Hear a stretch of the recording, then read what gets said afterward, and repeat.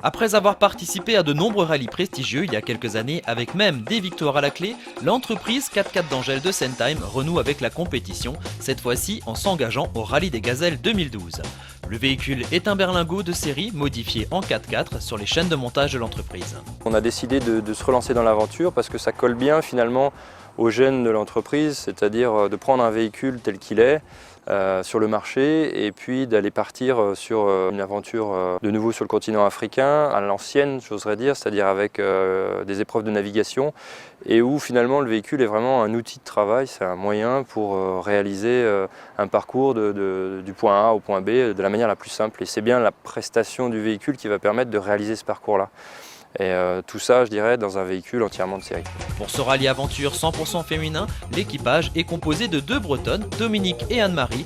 La rencontre avec le préparateur s'est faite un peu par hasard, mais dès les premiers tours de roue, le véhicule semble tenir ses promesses. Quand on nous parle d'un berlingot 4x4, on voit un berlingot, on voit un véhicule utilitaire. On voit bien sur les photos qui nous montrent à Paris qu'un 4x4 d'Angèle est un peu plus haut qu'un berlingot normal. Et voilà, pour nous, nous qui sommes novices, ça s'arrête là. Et quand on a pris le véhicule en main et qu'on est allé faire les premiers essais derrière la butte, derrière l'entreprise, et là on a eu un truc, on s'est dit, mais c'est vachement bien.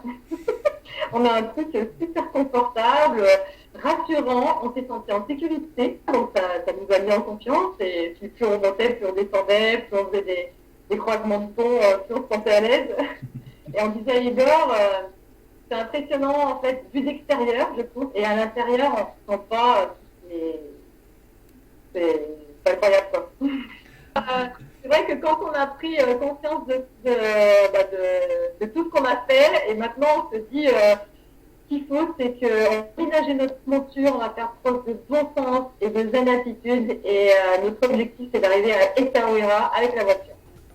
Le Rallye des Gazelles est une aventure qui demande de la préparation aussi bien du côté humain, avec des stages de conduite et d'orientation, que du côté mécanique où l'équipage doit savoir entretenir son véhicule. Mais pour cet équipage qui porte le numéro 322, c'est aussi un engagement solidaire avec la Ligue contre le cancer, 1,40 € reversé pour chaque téléphone portable récupéré.